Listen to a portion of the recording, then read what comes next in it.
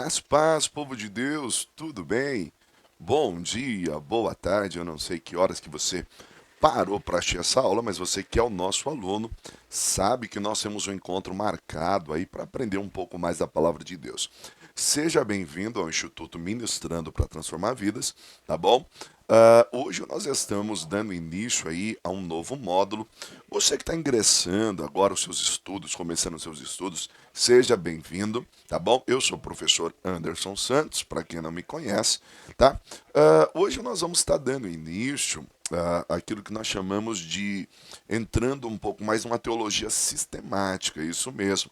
Nós vamos estar aprendendo teontologia, como você está vendo aqui, tá bom? Você vai descobrir quais são, o que é esses nomes aí meio diferentes, o que envolve estudar teontologia, tá bom? Então fica conosco até o final dessa aula. Não desliga. Se você precisar dar uma saída, se precisar ir no banheiro, pausa. O bom de se estudar à distância é que você acaba tendo aí, né, esse controle. Então dá uma pausa, vai lá, respira, toma uma água, volta correndo, porque tem muita coisa boa para nós estudarmos hoje, para nós aprendermos, tá bom? Então nós vamos seguindo aí os nossos estudos, tá? Então, como eu disse, nós estamos dando início ao módulo da teologia sistemática. Nós vamos aprender um pouquinho sobre teontologia, o que envolve a teontologia, tá? Bom, então eu quero começar a propor aqui uma reflexão para você, tá bom? A teontologia, na verdade, ela é o estudo do ser de Deus. Então eu queria começar com esse verso aqui, coloquei até aqui em cima aqui, Romanos 11, do 33 ao 36, que diz assim, olha que interessante: ó profundidades das riquezas, tanto da sabedoria como da ciência de Deus.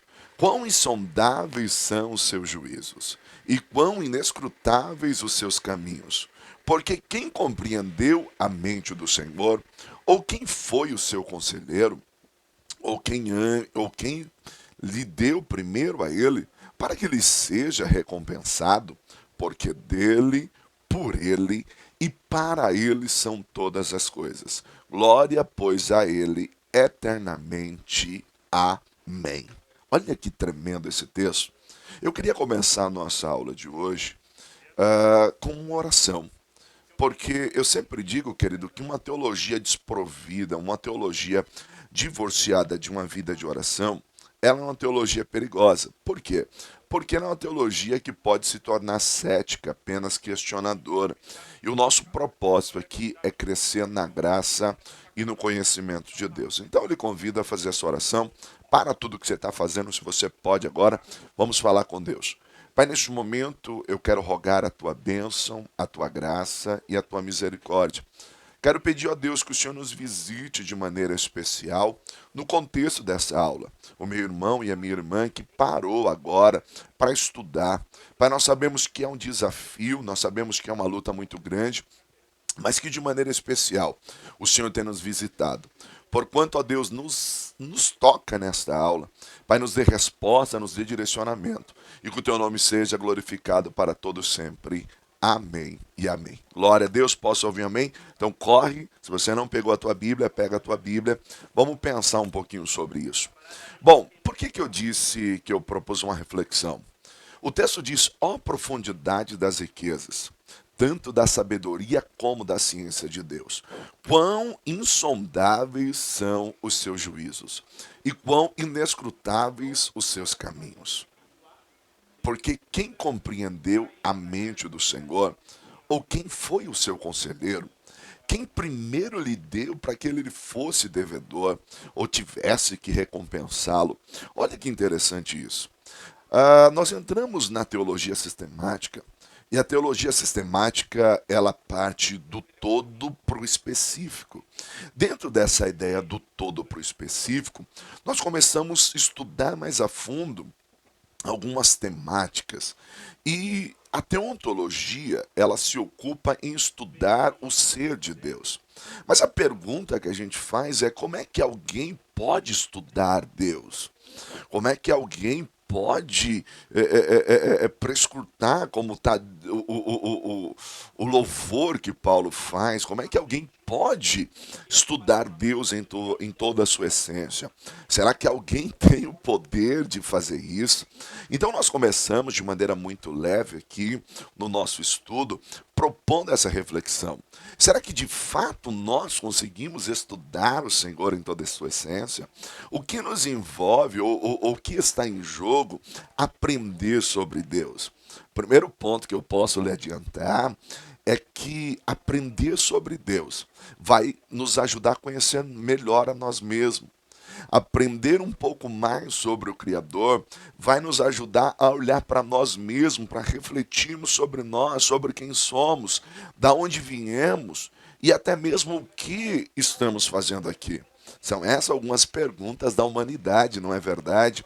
Nós ficamos, Senhor, da onde vim, para onde vou, qual que é o meu propósito, o que eu estou fazendo aqui? Então, estudar um pouquinho sobre a pessoa de Deus vai nos ajudar a compreender melhor isso, tá bom? Ó, profundidade das riquezas da sabedoria, porque dele, por ele e para ele são todas as coisas. Glória, pois, eternamente a ele. Amém. Que tremendo isso, né? Que maravilhoso. Olha que interessante. Primeiro ponto aí, Deus não é um objeto. Professor, como é que nós vamos estudar Deus? Primeira coisa que você precisa entender, Deus não é um objeto. Como assim, professor? Ó, de modo que eu possa desmontá-lo e conhecê-lo por completo. Eu coloco até essas figuras interessantes aqui, de um relógio desmontado, mas Deus não é um objeto que a mecânica, a mecatrônica, a robótica, seja o que for, monte e desmonta, que eu tenho um catálogo, né? Você que trabalha na área aí de engenharia e tantas coisas, dependendo do seu segmento, eu tenho um catálogo onde eu tenho essa porca, esse parafuso, esse O-ring, né? Essa borrachinha, vai aqui, vai ali. Não, Deus não é um objeto, de modo que eu possa desmontá-lo e conhecê-lo por completo. Não, Deus não é um objeto. Um outro ponto, Deus não é um animal. Deus não é um ser físico como um animal que a biologia pode explicar em toda a sua essência. E eu coloquei aqui do lado aqui, né, a ranzinha, eu não sei se é da sua época, da escola, que tinha aqueles trabalhos de biologia, que tinha que dissecar a rã, né, e ela era dissecada e você entendia todas as partes dela, da onde ela veio, o que é isso, o que é aquilo, ou até mesmo com o ser humano, né? A biologia tem essa possibilidade, você que cursa, né? Dependendo do curso que você está fazendo, você vai até um microtério e faz trabalhos mesmo de faculdade e abrindo ali o ser humano e vendo, né? Você pode fazer isso com Deus? Não. Olha a reflexão, olha o primeiro verso que nós começamos. Ó profundidades da riqueza, do saber, do conhecer de Deus. Quem é que ensinou a ele? Né? Ou quem é que lhe deu primeiro para que possa lhe dizer, olha, o Senhor é devedor meu. Então percebe como que a coisa começa a tomar forma no estudo sobre Deus, no nosso estudo sobre a pessoa de Deus. Então, começa aí. Não é um objeto e Deus não é um animal, correto? Segue aí, vamos lá. Então, nós vamos trabalhar aqui a nossa introdução. Então, você que não tem o teu módulo ainda, eu aconselho você a entrar em contato conosco, tá vendo? Um módulo bem completo, nós vamos trabalhar ele. Então, o material didático é incluso. Você que está estudando com a gente, você não tem nenhum custo adicional, você recebe o material didático no conforto do teu lar. Entre em contato conosco, nós hospedamos essa aula em plataformas para que pessoas venham ser abençoadas, inclusive aqueles que não têm a condição ali de estar, né, pagando aí a sua mensalidade. E, infelizmente você acaba não podendo receber o material didático porque tem um custo de produção, custo de envio de correio, mas o nosso propósito é que o reino cresça. Então nós deixamos até aí disponível nas plataformas livre, né? Mas a nossa proposta é que você faça. Se você entrar em contato conosco, você vai receber um material didático, você vai ter plantão tira dúvida, certificado de conclusão de curso, interdenominacional. Você só tem a ganhar, tá bom? Mas vamos lá na nossa introdução. Diante disso, de tudo isso que eu acabei de falar, Deus não é um objeto, Deus não é um animal. Então, professor, como é que nós podemos conhecer a Deus? Como é que nós podemos conhecer a Deus? Olha que interessante. Somente podemos conhecê-lo à medida que ele entra em contato com o homem e se revela. Então, essa revelação, ela parte do próprio Deus, um Deus que é soberano, que tem prazer de se revelar ao homem e que se revelou ao homem. Então nós vamos conhecer a Deus à medida que ele mesmo se revela. E eu coloco esse verso aí, que está no seu módulo, inclusive, Jó 11, do 7 ao 9, que diz assim, ó: porventura desvendarás os arcanos de Deus? Ou penetrarás até a perfeição do Todo-Poderoso? Como as alturas dos céus é a sua sabedoria, que poderás fazer? Mais profunda é ela do que o abismo. Olha isso. Que poderás saber? A sua medida é mais longa do que a terra e mais larga do que o mar.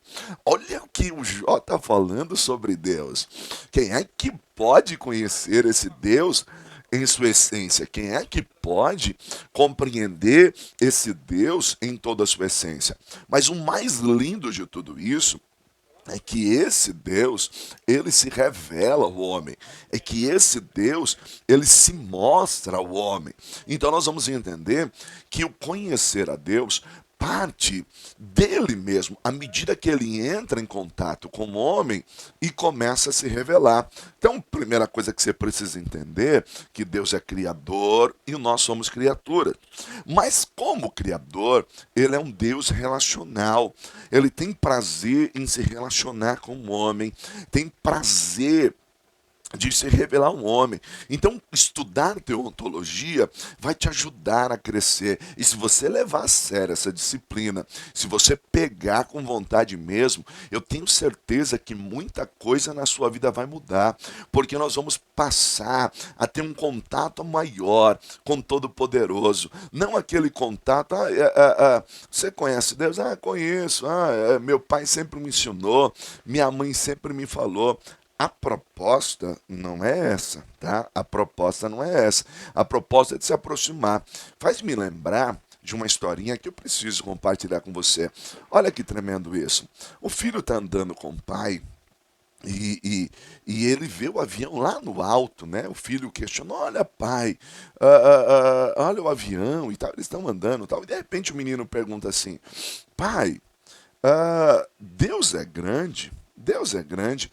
O pai diz assim: é, filho, Deus é muito grande, Deus é maravilhoso. Mas pai, de que tamanho? De que tamanho?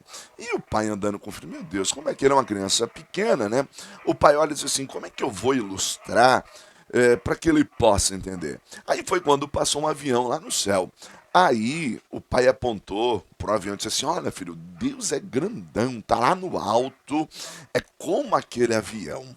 O menino olhou e disse assim: eu pensei que Deus era maior. Deus não é tão grande assim. Porque o menino olhou o avião no ar, né? E viu a longa distância. Falou: eu pensei que Deus era maior. O pai então falou assim: bom, o tiro saiu pela culatra, eu dei um tiro no pé. Eu quis dizer que Deus era grande, e a primeira coisa que eu vi foi o avião, quis ilustrar, mas deu errado. Aí o pai, preocupado com a espiritualidade do filho, marca um dia e diz assim: filho, eu vou te levar num lugar. E o filho diz: que legal, vou passear com meu papai. Aí eles estão indo e o filho diz: pai, na onde? Calma, você vai ver. Aonde o pai leva esse filho? O pai leva esse filho ao aeroporto. Quando eles chegam ao aeroporto, o pai vai se aproximando das aeronaves. Chega lá e mostra bem de perto para o filho um avião gigantesco, do mesmo que ele havia apontado quando falava para o filho sobre Deus. Quando o filho olhou e viu aquela aeronave gigantesca, o pai olhou: tá vendo, filho? Esse é o avião que o pai te mostrou quando o pai falava sobre Deus. O menino olhou e disse assim: Nossa, pai, é muito grande. Aí o pai disse: Sabe por quê, filho? Assim é Deus. Quanto mais próximo dele, maior ele se mostra a nós. Agora, quanto mais distante, menor ele fica. Olha que tremendo isso. Conhecer sobre Deus, estudar sobre Deus, vai fazer com que cada dia mais você se aproxime dele e você veja o quanto ele é grande, o quanto que ele é maravilhoso, o quanto que ele é poderoso. Agora, a cada momento que nós nos distanciamos dele, parece que ele fica menor, parece que ele está mais distante. Então, querido, o nosso propósito aqui é que você se aproxime de Deus e veja o quanto ele é grande, o quanto que ele é poderoso, o quanto que ele é maravilhoso e o quanto que ele pode mudar a tua história de vida, ele pode mudar a tua trajetória. Então, fica conosco nessa aula, vai ser bênção demais. Vai ser algo muito bom, muito gostoso, tá bom? Então vamos lá. Então eu só posso conhecê-lo à medida que ele mesmo se revela, mas ele tem prazer de se revelar porque ele é um Deus que se relaciona. Tá? Ó, a doutrina cristã ela é ímpar, fundamentalmente diferente de todos os outros tipos de doutrinas. Por quê? Devido à realidade com a qual ela se sustenta, Deus e a sua revelação. Entretanto, essa revelação, ela está aquém da nossa razão. Por quê? Visto que transcende todas as doutrinas humanas. Então, nós estamos falando de estudar o ser de Deus. E, na verdade, quando nós falamos de estudar Deus, e aí a gente precisa começar a ser sensível a isso. Na verdade, a proposta da teontologia do ser de Deus é tentar propor aqui para você um raciocínio sobre quem é Deus, sobre quem é Deus. Eu posso fazer como a mecânica que pega um objeto? Não. Eu posso fazer como a biologia que desmonta, abre tudo, corta? Não.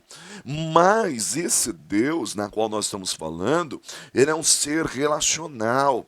Ele é um Deus que procura estar em contato com o homem. E o fato de você estar estudando sobre ele, acredite, é propósito dele, para que você o conheça um pouco mais. Então, transcende, vai além das compreensões das faculdades humanas, mas ele se deixou revelar. E é isso que nós vamos compreender, a revelação que Deus faz de si mesmo, tá? Ó, o conhecimento de Deus existe na medida que há uma auto-revelação, ou seja, uma auto-manifestação de Deus.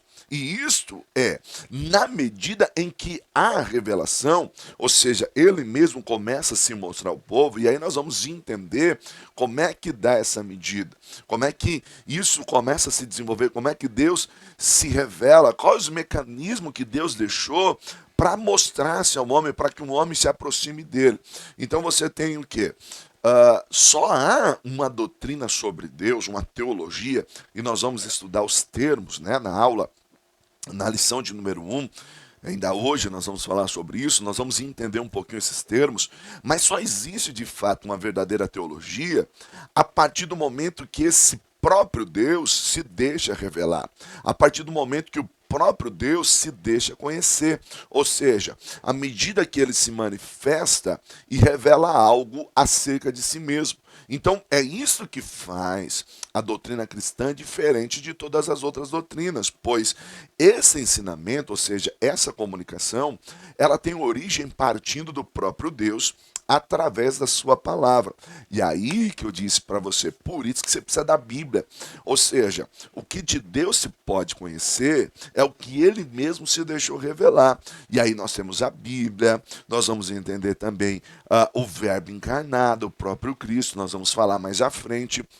Ou seja, então, Conhecer a Deus é conhecer aquilo que Ele se permitiu revelar através das Escrituras. É por isso que a palavra de Deus é viva e o nosso curso aqui tem como base as Escrituras. Nós cremos que a Bíblia, que a palavra de Deus é a infalível e inerrante palavra de Deus. Nós cremos na Bíblia, cremos que Deus se revelou por meio das Escrituras e é isso que tem que ficar gravado. Tá bom? É a Bíblia. Por isso que eu vou pegar no seu pé daqui para frente. Você está lendo a Bíblia, você precisa ler a Bíblia.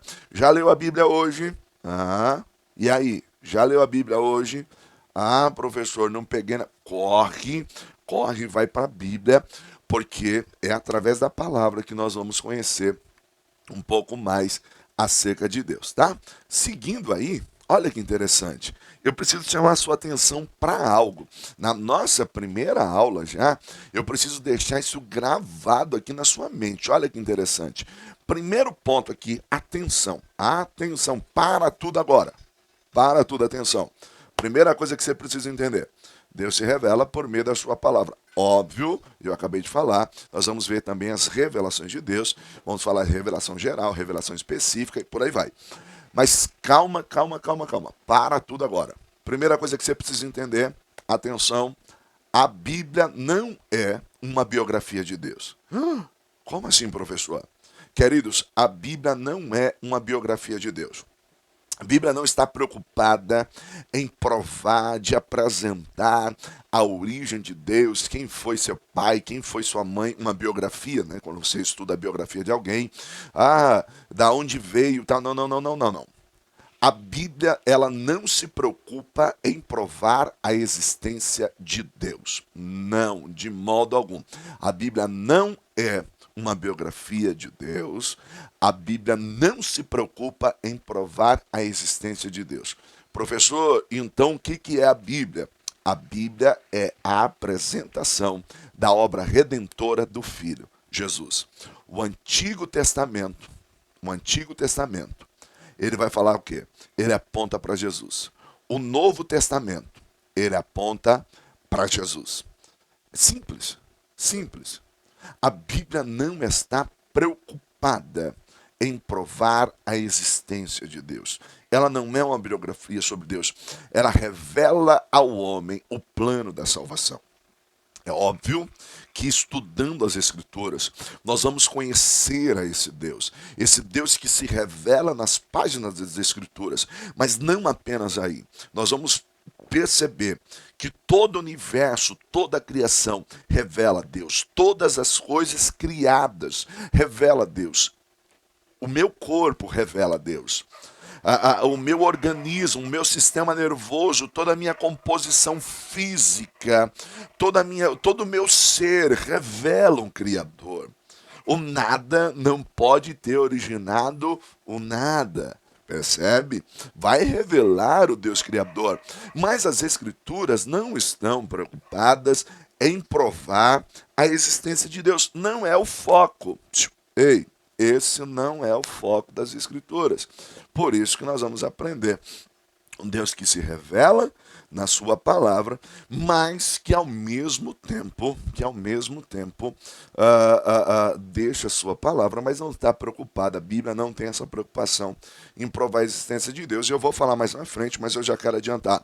Qual que é o primeiro verso? No princípio criou Deus os céus e a terra, ou seja, existe um princípio, existe um criador deste princípio. O que vem antes disso não compete a mim e a você. Ele é soberano, subsiste por conta própria. Amém? Olha que Deus maravilhoso. Esse é o Deus que você serve, hein? Você podia ter dado um glória a Deus aí. Esse é o Deus que você serve. Ele é grande, ele é maravilhoso. Vamos lá? Neste modo, a doutrina de Deus é encontrada tanto no Antigo Testamento como no Novo Testamento. E aí é interessante, não sendo duas revelações, mas apenas uma, completando a outra, como registrou o profeta. Aí você tem Hebreus 11, olha que legal. Hebreus 1, do verso 1 e 2 diz assim, ó: havendo Deus outrora falado muitas vezes e de muitas maneiras aos pais pelos profetas, nesses últimos dias falou-nos também pelo Filho, a quem constituiu herdeiro de todas as coisas, pelo qual também fez o universo. Olha que tremendo pensar e falar sobre isso. A Bíblia toda é a revelação de Deus ao homem, o plano da salvação. Embora, olha a importância de você estudar a Bíblia. Embora você tenha pessoas que ensinam por aí que o Deus do Antigo Testamento é um e o Deus do Novo Testamento é outro. O Deus do Antigo Testamento é uma espécie de um demiurgo e por aí vai. Há uma mistura. Irmão, foge disso. Foge disso. Tanto o Antigo Testamento como o Novo Testamento revelam Deus, o soberano, o Criador de todas as coisas. Você vai aprender em várias disciplinas, né? Essa revelação é progressiva. E aí o texto diz: havendo Deus falado outrora de muitas maneiras, falou aos pais, usou o profeta, nesses últimos dias, falou por meio do Filho. Olha aí, a revelação de Deus também, não apenas pelas Escrituras, mas pela manifestação do Filho, ou seja, o Verbo se fazendo carne. Então é isso que a gente precisa compreender, ó. Jesus, o Filho de Deus, é o centro da revelação, ou seja, é o centro da manifestação divina para a qual todo o ensino deve convergir. Então, como é que eu conheço a Deus? Jesus disse: quem vê a mim, vê o Pai. Ou seja, eu tenho essa manifestação de Cristo, Cristo se revelando, e nessa manifestação de Cristo, Cristo se revelando, faz com que nós provemos também dessa magnitude de Deus. Então, a revelação maior de Deus é o Deus presente, é o Emanuel, é o Deus conosco, percebe? Então o Verbo se fez carne. A partir daí, a teologia sistemática vai se debruçar, como por exemplo, a teologia da salvação, né, que é a soteriologia, a doutrina da salvação. E aí a gente começa a entender como é que se desenvolve. O próprio Deus se faz carne e vem habitar entre nós, ou seja, para resgatar o homem, para salvar a humanidade. Cara, isso aí é fantástico. Desculpa a expressão grosseira, às vezes eu falo assim, isso é muito doido. Mas conhecer a Deus tem que despertar isso em nós. Nosso coração tem que queimar, o nosso coração tem que arder, tem que ferver pelas coisas de Deus. Percebe como que é importante estudar? Estudar. Ó, o Antigo Testamento em sua totalidade projeta Jesus Cristo e o testemunha, né, esse modo preparatório. Então, todo aquele ato da antiga aliança, o cordeiro, toda aquela manifestação, todas aquelas questões, tudo isso revelava a Deus. E aí o Novo Testamento, Deus se revela por meio palpável. O Verbo se fez carne e vimos a sua glória. Ele esteve entre nós, habitou entre nós. No princípio era o Verbo, e o Verbo era Deus, e o Verbo estava com Deus, e o Verbo se fez carne. Olha, irmão, que tremendo. O Emanuel, o Deus conosco, o Deus presente. Então eu quero lhe adiantar, queridos, a tua fé não é uma fé ilógica, pelo contrário, é uma fé lógica. Você serve a Deus, mas você serve ao Filho de Deus, o Cristo que é Deus, que se revela a nós. Então, querido, abraça. Jesus disse assim: eu sou o caminho, eu sou a verdade e eu sou a vida. E ninguém vem ao Pai senão por mim. Ele está dizendo assim: tem que passar por mim. Que Jesus é o caminho. Ele é o Emanuel, o Deus presente, o Deus habitando em você, o Deus habitando com você. Ah, irmão, isso é tremendo. Glória a Deus. É maravilhoso, não é? Ó, aquele de quem os profetas predisseram tornou-se manifesto, o Emanuel, o Deus conosco, ou seja, o próprio Deus, não apenas uma palavra sobre ele, agora ele está aqui, ele mesmo está presente, agindo e falando. Por quê? Porque o nosso cristianismo ele é, antes de tudo, também um cristianismo histórico, querido. Você pegar um avião e for lá para Jerusalém, você vai ver que o Cristo a quem você serve não é um personagem místico. Não, de modo algum, não é um personagem místico. Ele realmente é o Filho de Deus, o Todo-Poderoso. Pensando sobre isso, queridos, olha que interessante. Existe uma diferença entre conhecer sobre Deus e conhecer a Deus. A nossa proposta no nosso estudo não é que você conheça sobre Deus, mas que você conheça Deus. Que você tenha uma experiência particular com Ele, para que a sua vida de fato seja transformada, para que a sua vida de fato seja mudada. A nossa proposta aqui não é lhe dar informação sobre Deus, mas é lhe apresentar um Deus que te ama, um Deus que é todo-poderoso, que quer ter essa comunhão com você, que quer ter esse momento de intimidade com você, quer se revelar a você, quer falar com você. Ah, professor, Deus fala. Tem teólogo aí, professores por aí, que não acredita que Deus fala, mas eu creio.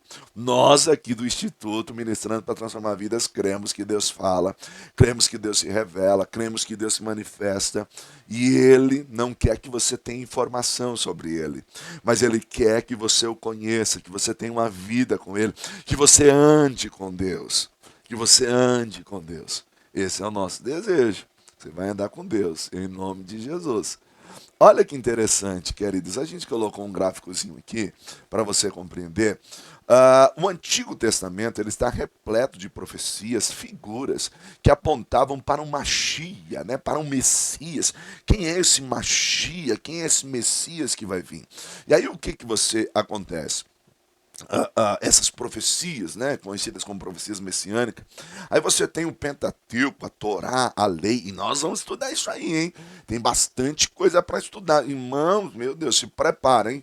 Vai quebrar um pouquinho a cabeça, mas você só vai crescer na graça, no conhecimento, vai ser bênção demais. Aí nós temos o Pentateuco, a lei, apontava já para esse Messias, profecias messiânicas. Aí você entra nos livros históricos, nos poéticos, da mesma sorte. Aí, checkmate, profetas maiores e profetas menores. Tudo isso apontando para um Machia, para um Messias. Aí o que, que acontece?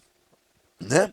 Vem um Novo Testamento, né? O Novo Testamento, e aí você tem o próprio João que vem preparando o caminho, aí nasce Jesus, né? Que no grego o Cristo, o ungido, né? Antigo Testamento Machia, mas agora no grego o ungido, quem é? Nasce Jesus. Aí quando você olha para os evangelhos, né? Os evangelhos, nós podemos dizer que são biográficos, né? Biográficos, não chega a ser uma biografia em si fechada, mas eles têm características biográficas. Então você tem Mateus, Marcos, Lucas, João. Então os evangelhos, eles vão mostrar o cumprimento dessas profecias. Ou seja, tudo aquilo que foi vacinado no Antigo Testamento se cumpre na pessoa de Jesus. E aí também, dentro do ramo da teologia sistemática, nós vamos estudar os evangelhos, né? Nós vamos fazer aí introdução aos evangelhos, tá bom? Vamos estudar um pouquinho Mateus, vamos estudar um pouquinho Marcos, Lucas, a entender o que são os evangelhos sinóticos, né? De uma mesma ótica.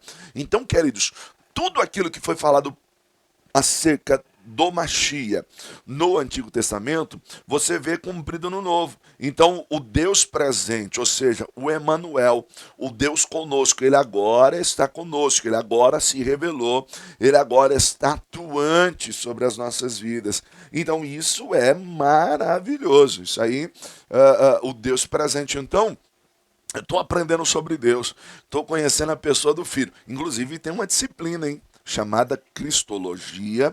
Nós vamos estudar sobre, na verdade, duas disciplinas, né? Vida de Cristo, né? E a doutrina de Cristo. Então, nós vamos, irmão, você só tem a ganhar. É só a primeira aula e, ó, muita coisa boa, muita coisa. Tem coisa boa chegando, tem coisa boa chegando, tá bom? Então, não desiste não, desiste não. Estudar a Bíblia, irmão, é uma luta, é uma luta.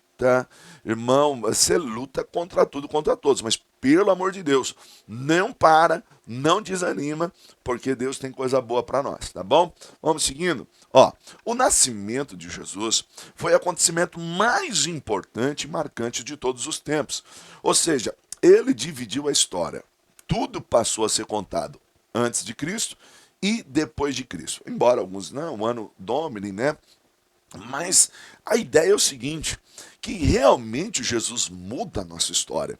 Jesus divide a nossa história. Se você for lembrar, faz aí uma retrospectiva sua aí, lembra aí, tem muita coisa quando você está conversando que você começa a dizer assim, antes de eu servir a Cristo, antes de eu ter aceitado Jesus. Não, isso aqui eu já tinha aceitado Jesus. Ou seja, verdadeiramente o Senhor dividiu a história.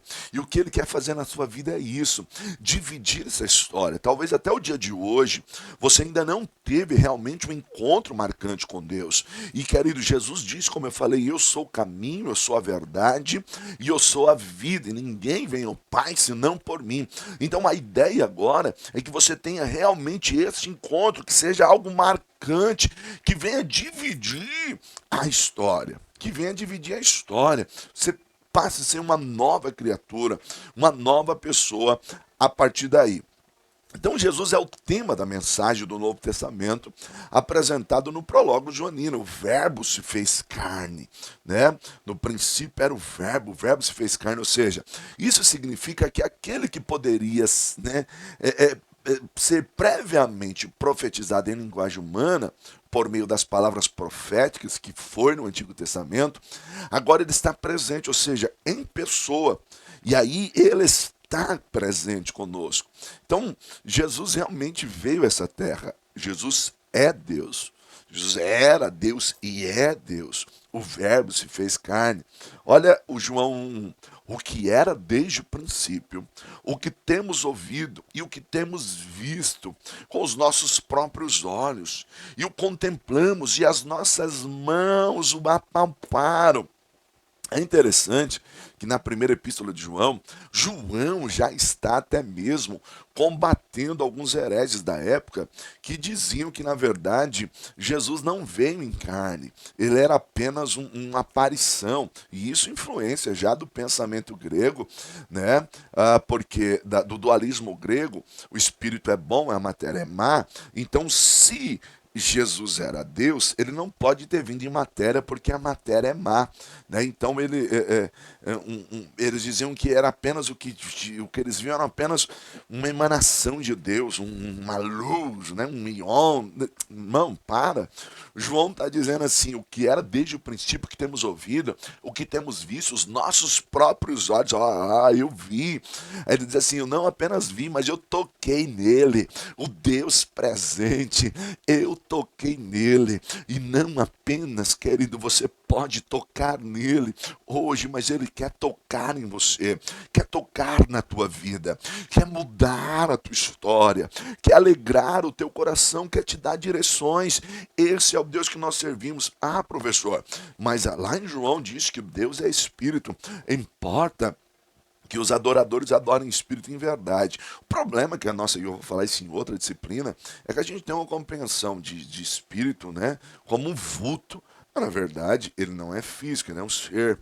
Mas, irmão, ele se manifesta a nós, ele se revela a nós, e ele quer se revelar a você. Ele quer te tocar, mudar a história, alegrar o teu coração, a tua alma. Esse é o Deus que nós servimos. Ó, você pode dar um glória a Deus? Dá um glória a Deus aí, vai, irmão. Se alegra aí. Se alegra assistindo essa aula. Tira esse peso, vai. Isso, tira esse peso. Deixa Deus falar com você. Tira, eu costumo dizer assim, ó, tira todo o colete, a prova de Bíblia, que fica, eu venho com receio, teologia esfria, teologia do diabo. Tem uns professores aí que são gelados mesmo, tem uns professores aí que é meio complicado. Mas a gente está tentando aqui provar o melhor de Deus, conhecendo um pouco mais sobre Ele, né? Ó, portanto, a revelação não é mais uma palavra, mas uma pessoa que está além e acima de todos os conceitos intelectuais. Então, o estudo da palavra de Deus é importante. Olha que legal isso. O estudo da palavra de Deus é importante, tendo em vista que hoje se valoriza mais a experiência do que a verdade bíblica. Quantos estão distantes da verdade divina porque por crer incondicionalmente, né, num líder religioso, eles resistem a qualquer comentário corretivo, cauteloso, e deleitam-se simplesmente em sentimentos subjetivos, produzido apenas pelas palavras desses líderes, né? Crenças que estão aquém das verdades bíblicas. O que eu quero aqui apresentar para você nesse módulo? Que é possível nós unirmos, é possível nós unirmos a nossa fé, uma experiência viva com Ele, mas baseada, pautada na revelação que Ele deixou de si mesmo, na palavra de Deus. Você precisa unir, crescer na graça e no conhecimento. Tem gente que está em busca de um espiritualismo vazio, desprovido de um contexto da palavra. E aí, irmão, você abre o leque para todo tipo de parafernália, para todo tipo de confusão. E em nome de Deus, tantas coisas vão surgindo, vão acontecendo, que não é legal. Não é legal. Então eu preciso estar alicerçado nas verdades bíblicas. A Bíblia é a infalível e inerrante palavra de Deus. É nela que nós cremos, é nela que Deus revelou o plano da salvação a nós, e isso é importantíssimo você ficar com essa palavra. Então, cuidado, se aproxima de Deus mesmo, uma teologia bíblica, uma teologia séria, verdadeira, que é a palavra de Deus, tá? Então existe uma grande diferença entre ouvir falar de alguém e conhecê-lo pessoalmente. Ouvir falar de alguém é apenas saber que ele existe. Entretanto, conhecer esse alguém pessoalmente é muito mais, é muito mais. Então, é isso que eu tenho batido na tecla com você. Na verdade, nós não estamos aqui só para falar sobre Deus, mas para mostrar realmente o que ele tem para nós. Não tem informação sobre Deus, mas tem essa particularidade. Então, sendo assim, reconhecemos a necessidade de conhecer um pouco mais sobre Deus. Buscaremos entender o que é a doutrina de Deus, partindo de um princípio básico que Deus existe, ele se revelou e tem deixado sua revelação à disposição da raça humana, principalmente por meio da sua palavra. É simples. A gente parte daí. Ele existe, precisamos conhecê-lo, e ele se revelou. E principalmente por meio da sua palavra, que é viva e poderosa. Então é isso que a gente precisa entender. Conhecer sobre Deus, estudar a Deus em toda a sua essência. Eu vou conhecer? Deus é um animal? Não. Deus é um objeto que eu posso abrir, desmontar? Não. Mas o que eu posso conhecer de Deus é o que Ele mesmo se deixa revelar. E a revelação primária, a sua palavra, o verbo se fez carne e tudo isso. Vamos correr aqui para a lição de número 1. Definição do termo. Olha, pega o teu módulo aí, se não tem o seu módulo, corre para o módulo. Definição do termo. Bom, o que é teologia? Vamos lá, o que é teologia? O próprio nome indica a palavra que tem origem em dois termos gregos. Né? Teologia, dois termos gregos. Theos, Deus, e logia, ou logia, estudo. Né? Portanto, teologia é o estudo ou raciocínio sobre Deus. Por que o raciocínio sobre Deus? Volto a dizer, Deus não é um animal, que não é um objeto, não. Então, o que nós conhecemos de Deus é o que Ele mesmo se deixou revelar por meio da sua palavra. Logo, nós também estamos agora nessa disciplina teontologia, que aí você tem o acréscimo ontos, né, do grego ser. Então, é o estudo do ser de Deus. Então, o que nós estamos fazendo aqui com a teontologia? Estudando um pouquinho sobre o ser de Deus, tentando aprender, pensando sobre. Então, estamos desenvolvendo um raciocínio sobre Deus, à medida que esse Deus se deixa revelar, tá? Então, o trabalho da teologia, ele parte de 3 pressupostos. Grava isso, ó. O trabalho da teologia parte de 3 pressupostos. Primeiro, Deus existe. Hebreus 11:6. Porque todo aquele que se aproxima de Deus É necessário porque todo aquele que se aproxima de Deus crê que ele existe. E é galardoador daqueles que o buscam. Eu vou até ler no texto, eu vou aqui na minha versão, na versão inglesa, na King James, né, que ela é muito boa. Eu indico, se você está procurando uma tradução boa aí, a King James é muito boa, tá? Em verdade, sem fé é impossível agradar a Deus. Portanto, para qualquer pessoa que dele se aproxima, é indispensável crer que ele é real e que recompensa todos quantos se consagram a ele. Olha que tremenda essa tradução. Então, primeiro pressuposto, cara, ele é o Deus que subsiste por conta própria. Ele é o Deus soberano.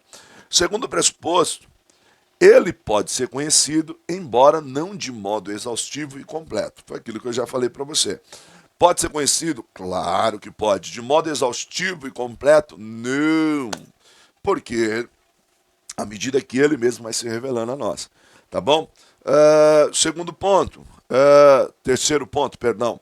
Ele tem se revelado tanto por meio das suas obras, a criação e a providência divina, que a gente fala da revelação geral, e você tem os Salmos, a gente vai falar um pouquinho melhor sobre isso.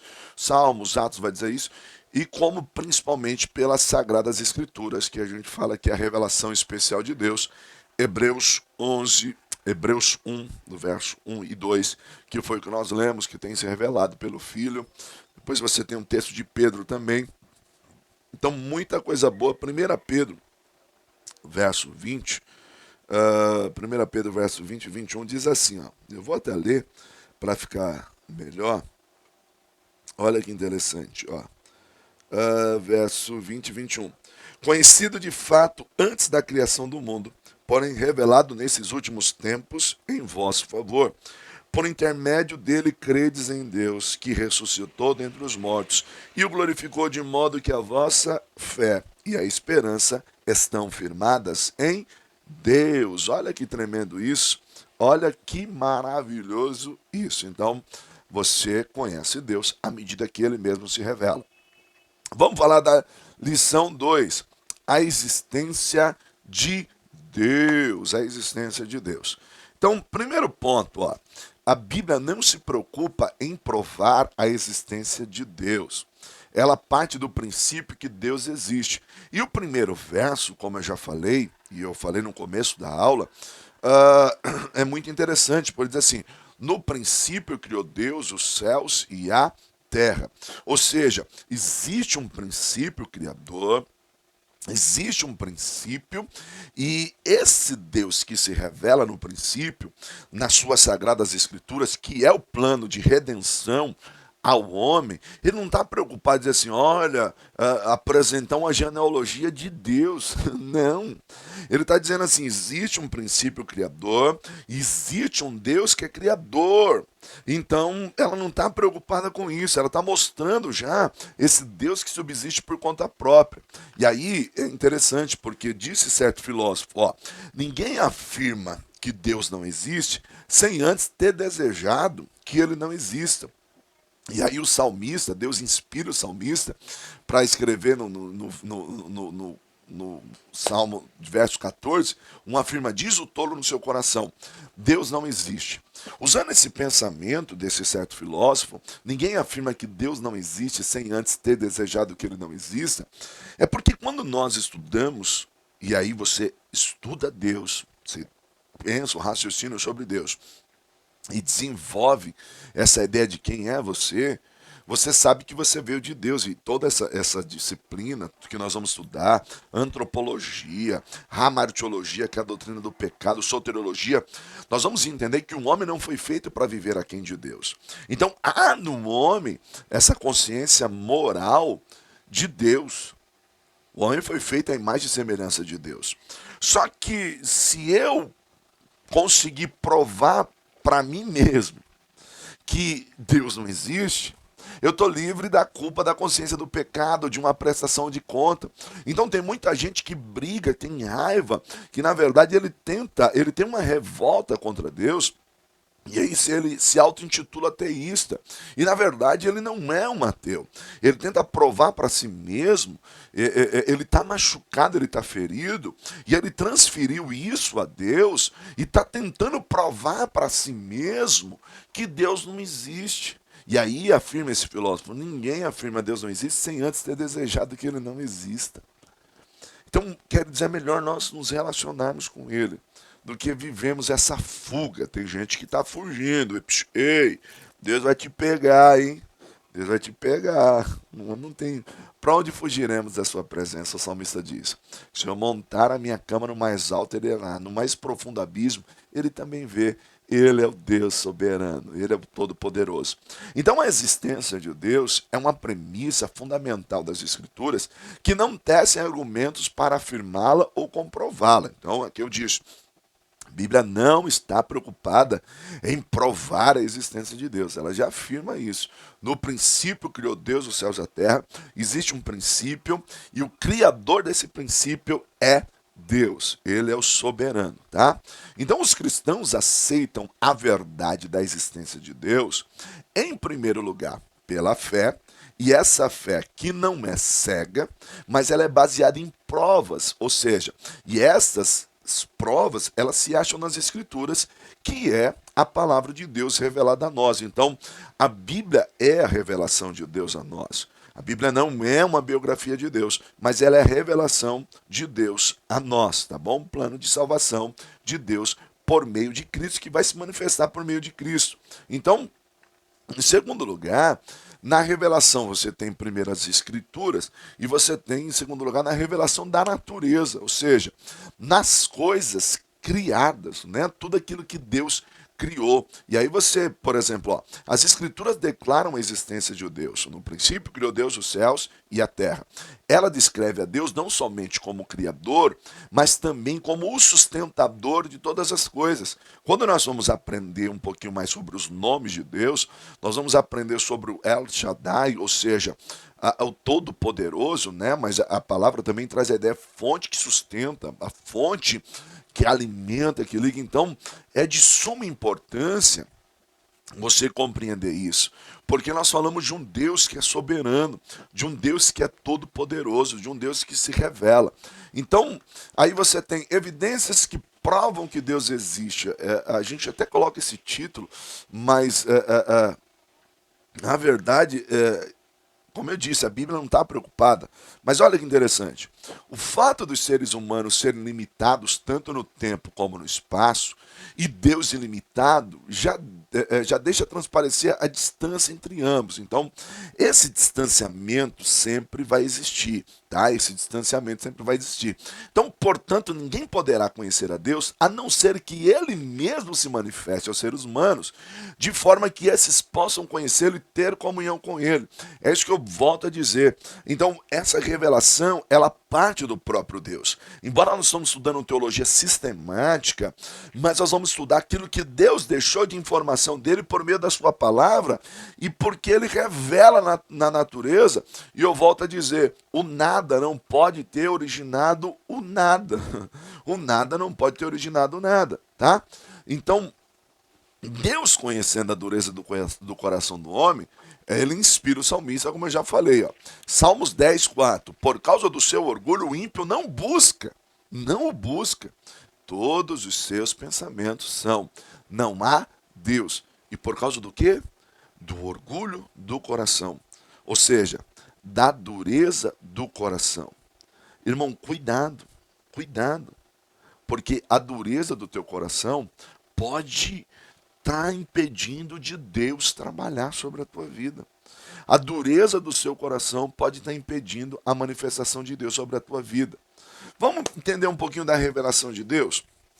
Ó, a revelação de Deus é o processo pelo qual Deus desvenda ao homem o seu caráter e eterno desígnio, bem como o resultado desse processo. Para melhor compreensão, podemos dividir a revelação de Deus em revelação geral e revelação específica.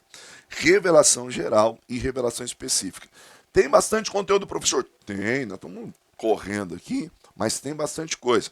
Revelação geral e revelação específica. O que é isso, professor? Revelação geral, vamos lá. Revelação geral é aquela que, de modo não proposital, que Deus faz às pessoas por meio das várias manifestações, mediante as quais elas podem chegar ao seu conhecimento.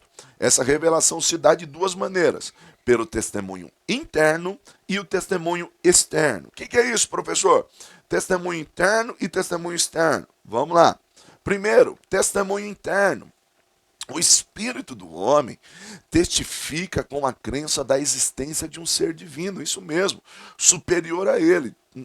Em todas as culturas, tempos, lugares, os homens vêm de alguma forma buscando na existência deste ser superior. O homem tem esse vazio da alma que só cabe Deus. E aí o homem, nessa busca, ele vem preenchendo esse vazio com a lua, com o sol, com animais, com imagens de esculturas, com estátuas e até com demônios. Ele procura por meio do ocultismo. Por quê? Porque o homem, ele é espírito, alma e corpo. E aí a gente vai estudar melhor isso em antropologia, se é dicotomia, tricotomia, não é o nosso assunto. Mas o que eu quero dizer, o homem é um ser, ele tem a parte física e tem a parte imaterial, que é a parte espiritual. Então ele não foi feito para viver aquém de Deus. Então esse testemunho interno, o homem tem um vazio na alma que só cabe Deus. Esse vazio da tua alma, irmão, ele tem que ser preenchido pelo Senhor. Esse vazio do teu espírito tem que ser preenchido por Deus. Só Deus pode completar esse vazio. No mundo moderno, o que acontece? O homem tenta preencher por meio das farras, das bebidas, das drogas, sexo, né? Mas o vazio dentro desse homem, dentro dessa mulher, só cabe Deus. A gente vive num mundo pós-moderno, do racionalismo, de um ateísmo moderno. O homem, né? O homem está novamente voltando ao centro, né? O humanismo lá atrás já passou, mas hoje você tem novamente o ser humano em alta, e seja você mesmo o piloto da sua aeronave. Eu ensino sobre isso, mas espera aí, regido por Deus, guiado pelo Espírito Santo. Porque, queridos, o homem por si só, ele não pode salvar-se. Ele depende, ele precisa de um redentor. Então, esse vazio da alma, o homem tenta preencher de várias formas, de várias maneiras, mas só vai ser preenchido pelo Senhor. Aí a gente tem um testemunho externo. Professor, qual que é a ideia do testemunho externo? Ou seja, Deus se revela de modo geral através da natureza. Aí você tem o Salmo 19, né? Os céus proclamam a sua glória. Um dia, né, não ouve a sua voz, mas um dia faz declaração. Só que isso não é suficiente para a salvação, mas alerta o homem quanto à necessidade de crer em Deus. Ou seja, esse testemunho alcança todos os homens. E aí o texto de Romanos diz: por isso Deus não os terá por indesculpáveis. Depois você lê lá. Romanos, eu não tenho tempo aqui para ler agora, mas depois você lê lá. É muita coisa. Irmão, se você olhar o sistema solar, por exemplo, a Terra, a distância da Terra do Sol. Se a Terra tivesse um pouquinho mais próximo do Sol, como você está vendo aqui, nós queimaríamos. Se tivesse um pouquinho mais distante, nós congelaríamos. Ou seja, tudo no mundo, no sistema, no cosmos, está em perfeita harmonia. Então, o nada não pode ter gerado nada. E nós vamos trabalhar isso na próxima aula, né? Os argumentos da existência de Deus. O nada não pode ter originado nada. Eu vou fazer até uma provinha com você. Eu vou te dar nada, você leva para casa e junta esse nada com outros nadas e vai juntando, e você constrói algo. Amanhã você vai me trazer e eu vou perguntar para você: o que você fez? Você vai dizer assim: com nada que você me deu? Eu falei: é. Você juntou com outras coisas? Sim. O que você fez? Nada. Porque o nada não pode criar nada. Ou seja, o testemunho externo, as coisas criadas, revelam um Deus criador, revelam um Deus todo-poderoso. E aí você tem a revelação específica. Professor, qual que é a revelação específica? É a revelação que Deus faz de si mesmo, suas obras e propósitos para com o homem através da pessoa de Cristo, por meio do Espírito Santo e das Escrituras Sagradas. ela se caracteriza por ser limitada às pessoas que têm o acesso à palavra de Deus, à Bíblia, né, de forma escrita, oral, né, e ela é eficaz para promover a salvação. Por quê? Porque alguém está pregando para mim, alguém está anunciando, a palavra de Deus está sendo revelada. Então eu estou tendo essa revelação específica, o Espírito Santo começa a testificar o meu coração e esse vazio da minha alma começa a ser preenchido. Tá vendo? Então, e mesmo depois de Deus ter se revelado objetivamente, não é a razão humana que descobre Deus, mas é Ele que abre os olhos da nossa fé. Percebeu que tudo na nossa vida começa em Deus? Tudo começa em Deus. É por isso que ele diz lá na sua palavra, eu sou o alfa e o ômega, o princípio e o fim. Ou seja, sua vida começa em Deus e sua vida ela termina em Deus. Ela tem que ser assim. Não tem como fugir disso. Não tem como fugir disso, tá? E aí a gente tem em Cristo a revelação plena de Deus aos homens. A Bíblia, irmão, de Gênesis a Apocalipse, revela o plano divino para o resgate da humanidade. Quem é? Cristo. Cristo é a maior revelação de Deus ao homem. E aí você tem João 1, ó. No princípio era o verbo, e o verbo estava com Deus, e o verbo era Deus. Vamos fazer um exercício aqui? Vamos lá? Tira a palavra verbo e coloca Jesus. Vai ficar melhor. Você vai entender melhor. Tira a palavra verbo e coloca Jesus. E ficaria assim, ó. No princípio era Jesus. E Jesus estava com Deus. E Jesus era Deus. Aí o 1,14. E Jesus se fez carne e habitou entre nós, cheio de graça e de verdade. E vimos a sua glória, como a glória do unigênito do Pai. Ou seja, Cristo é a revelação plena de Deus aos homens. Então, como é que eu conheço a Deus? Por Cristo. Cristo é o caminho, Cristo é a verdade, Cristo é a vida. Eu vou estudar a teontologia ao ser de Deus, sim, mas esse Deus me revela Cristo.